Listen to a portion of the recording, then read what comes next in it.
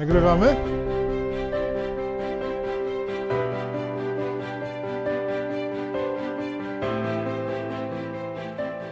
Dzień dobry. Dzisiaj jedziemy do Salzburga kręcić ogóry. Kiszone, takie stojące, ukiszone pikle, powyginane w różne strony.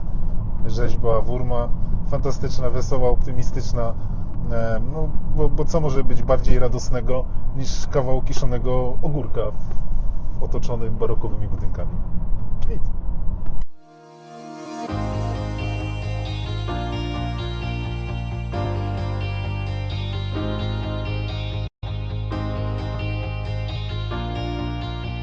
Jedno z ważniejszych miejsc w Salzburgu. Tutaj z tyłu mamy, w zasadzie obok mamy Muzeum Moderny. Przed nami jest dom festiwalowy, czyli miejsce, gdzie tak naprawdę spotykają się miłośnicy sztuki, opery z całego świata co roku. Więc do tego miejsca przyjeżdża śmietanka towarzyska na pewno z całego świata. Ludzie bardziej, mniej nadęci. Są studenci. No i jest też jedna z najbardziej rozpoznawalnych rzeźb w Salzburgu, czyli pikle Erwina Wurma. I teraz pytanie, dlaczego w tym miejscu rzeźba, która składa się z kilku mosiężnych ogórów kiszonych? Erwin Wurm podchodzi do sztuki z dużym poczuciem humoru. Jego taką strategią artystyczną jest to, żeby pokazywać poczucie humoru. Tworzy na przykład napompowane samochody, skondensowane domy.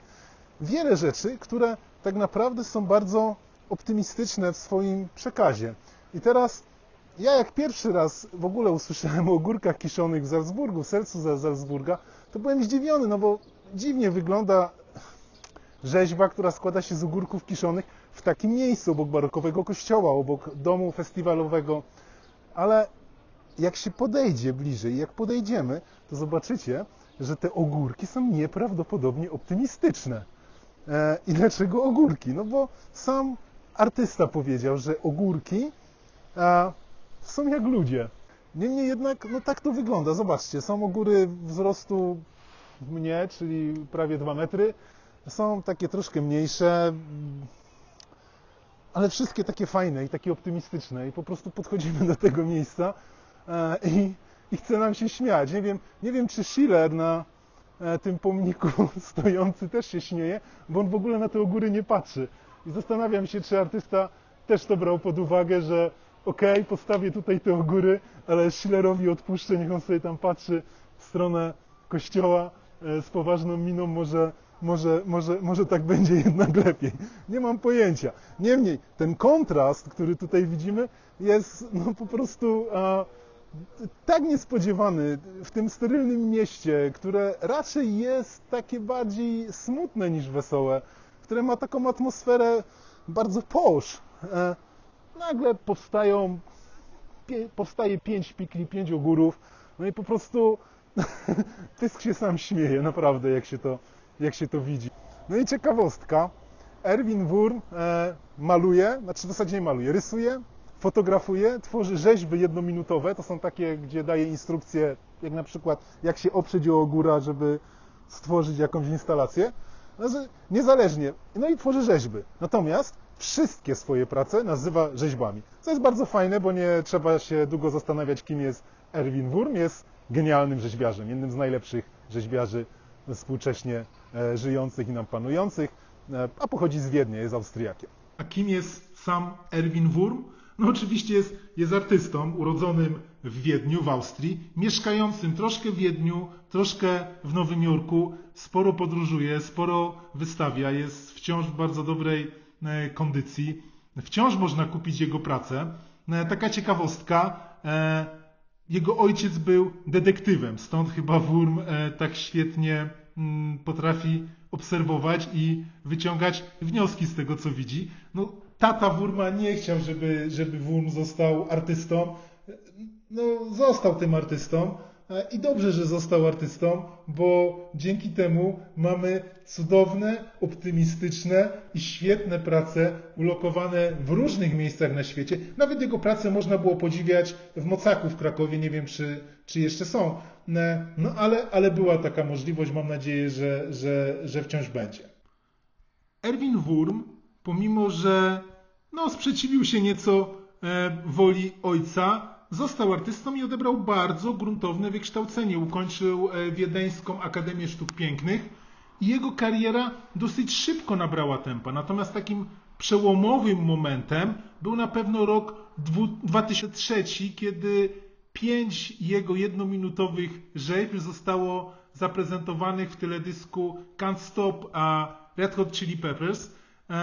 No i wtedy jego nazwisko zostało rozpoznawalne globalnie. To na pewno bardzo mu pomogło. Zresztą był jednym prawdopodobnie z pierwszych artystów, o ile nie pierwszych, który z nazwiska był znany czy zaprezentowany w MTV, więc na pewno była to ogromna nobilitacja. Tym bardziej, że początki jego kariery to jednak w jakiś tam sposób prześmiewanie pewnych przyzwyczajeń czy przypadłości społecznych. Te skondensowane domy były nawiązaniem tak naprawdę do jego domu rodzinnego, gdzie po wojnie żyło się bardzo biednie. Potem te nadmuchane samochody, znów nadmuchane domy w przeciwieństwie do skondensowanych, były pewnego rodzaju odniesieniem do obrośniętych tłuszczem i pieniędzmi właścicieli, którzy obnoszą się nieprawdopodobnie ze swoim majątkiem. Jakąś ironią losu chyba jest, że w tej chwili te malutkie, bądź co bądź obrośnięte tłuszczem samochody są dużo droższe niż super auta, które możemy po prostu nabyć w salonie, pewnie czekając kilka lat na realizację naszego zamówienia. I teraz pytanie, skąd w Salzburgu wzięły się ogóry Wurma? Salzburg od bodajże 1989 roku realizuje taki projekt The Walk of Modern Art. I w ramach tego projektu powstało 14 rzeźb. Ostatnie w 2011 roku i właśnie wtedy też powstała ta rzeźba Wurma. Stało się tak, że jego rzeźba jest taką ikoniczną. Nawet bombki są produkowane z tymi piklami. Więc Erwin daje nam troszkę poczucia humoru, trochę takiego dystansu, luzu. Wiele jego instalacji, szczególnie te takie znane rzeźby jednominutowe, on jest z nich bardzo znany. Sami możemy wziąć w nich udział. Oczywiście pod warunkiem, że akurat jesteśmy w galerii, w tym miejscu, gdzie jest Erwin Wurm. On tam akurat ma wystawę i nas zaprosi do tego, przekaże nam instrukcję, jak się mamy zachować. I w tym momencie możemy być elementem takiej jednominutowej rzeźby, odgrywając jakąś scenkę. I ja bym bardzo chciał, ale takiego szczęścia, żeby spotkać Erwina Wurma, nie miałem. Jeżeli obejrzycie sobie jego pracę, chociażby te skondensowane domy, które są tak troszkę nawiązaniem do biurokracji, do tego, że trzeba tak, a nie inaczej budować, czy te takie napompowane samochody, czy wiele innych fajnych rzeczy, to możemy sobie zdać sprawę z tego, że można robić coś fajnego, niekoniecznie z zadęciem, niekoniecznie z prezentacją wielkiej dramy, tylko tak po prostu, żeby nas trochę rozweselić. Stąd mam nadzieję, że kiedyś zamienię jeden z tych plastikowych samochodów tam z tyłu na taką rzeźbę Erwina Wurma. Jest to teraz moje nowe motoryzacyjne marzenie. Niebywała sytuacja. Na witrynie mamy rzeźbę Erwina Wurma, jednego z najwybitniejszych rzeźbiarzy na świecie i z pewnością jednego z najdroższych rzeźbiarzy na świecie. Pompowany samochód, piękna, optymistyczna, pięknie pomalowana fura z białym w środku wnętrzem i czarną kierownicą i czarną skrzynią biegów, chyba to jest nawet automat, tak trochę wygląda. Jest napompowany oczywiście, to jest taki standard dla niego. I teraz, gdybym miał spełnić moje motoryzacyjne marzenie i kupić nową 911 w najdroższej wersji turbo, to dołożyłbym i kupił tą rzeźbę, a na tą 911 jeszcze troszkę popracował. Sztuka nowoczesna nie jest prostym tematem. Nie jest prosta w odbiorze. Bardzo często unikamy tych wystaw, no bo nie bardzo rozumiemy, o co w nich chodzi. Ja też często nie rozumiem, szczególnie nie rozumiem sztuki z pogranicza samej sztuki i wszelkiego rodzaju eksperymentów socjologicznych, często zresztą bardzo brutalnych. Nawet nie wiem, po co artysta robi to sobie sam. Ale jakby odejdźmy od tego. Są artyści, tacy jak chociażby Banksy, którzy skupiają się na przekazie, a nie na sobie. I to jest fajne. I wszyscy znamy pracę Banksego, prawda? I jego prace są świetnymi komentarzami do wydarzeń politycznych, do pewnych zjawisk, do pewnych rzeczy, które dzieją się globalnie. Są doskonałe. A Wurm proponuje nam jeszcze coś innego. On tak naprawdę troszkę korzysta z takiej arystotelewskiej definicji człowieka, czyli istoty, która się komunikuje i ma poczucie humoru i się śmieje. Same pikle, sam ten pomysł. Wyobraźcie sobie, gdyby w Polsce też można było zrobić, gdyby jakieś miasto podjęło się zrobienia rzeźby naszej potrawy narodowej. Wyobrażacie sobie, jak cudownie wyglądałby ten kebab w Warszawie czy w Krakowie? Coś fantastycznego. Myślę, że Erwin Wurm podjąłby się próby postawienia takiej instalacji i myślę, że ten kebab byłby cudowny. Ja bardzo chciałbym jechać go zobaczyć i nawet nagrać odcinek i nawet może z tej okazji wyjątkowo nie jeść hot doga, tylko właśnie kebaba. Chyba zresztą po raz pierwszy w życiu bym jadł. W jakiś przedziwny sposób ludzie zapominają o poczuciu humoru. Ja mam takie wrażenie, że teraz jak wykonujemy naszą pracę z bananem czy z ogórkiem, czy nawet odwróconym, no to chyba fajnie jest, jak jest tak trochę bardziej radośnie i na luzie, niż jak jesteśmy spięci w dolnej części kręgosłupa, no bo naprawdę nie wiem, w jaki sposób spięcie w dolnej części kręgosłupa ma spowodować rozjaśnienie górnej części naszego ciała, czyli mózgu. No nie ma szans. Śmiejemy się tą częścią, więc śmiejmy się i róbmy swoje.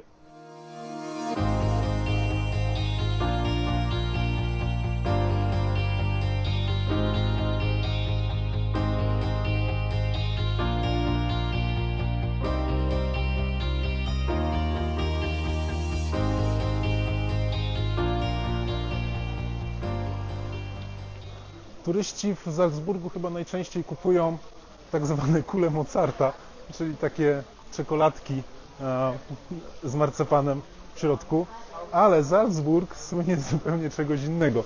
Słynie z takiego lokalnego hot doga zrobionego przez chyba bośniaków, no bo potrawa nazywa się Bosna i idziemy ją właśnie kupić i fast food, do którego idziemy, ten grill czy miejsce, gdzie sprzedaje się tą potrawę, jest otwarty w tym miejscu, funkcjonuje w tym miejscu od, o ile pamiętam, 74 lat. Prawdopodobnie będzie jak zwykle bardzo długa kolejka. No to chodźmy. Takich bram w Salzburgu jest mnóstwo. Znajdują się w nich najczęściej sklepy, witryny z odzieżą albo biżuterią. Więc jeśli przyjeżdżacie do Salzburga, chcecie zrobić zakupy, nie pomijajcie tych bram, bo tak naprawdę większość sklepów, fajnych sklepów, znajduje się właśnie tutaj. Dzisiaj mamy niedzielę, więc wszystko jest zamknięte, no ale można podziwiać witryny. To fantastyczne. Super. No i wchodzimy do bramy,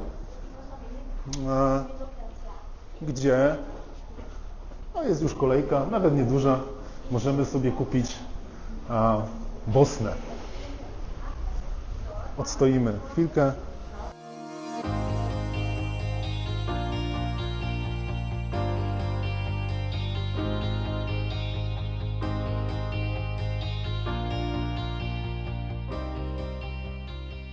Zapach tych parówek jest dosyć intensywny. No ale koncept jest boski i naprawdę nam się udało, jest pusta, to chyba dlatego, że niedziela i każdy je rosół i sznycla. Rosół z knedlem, żeby nie było. Eins?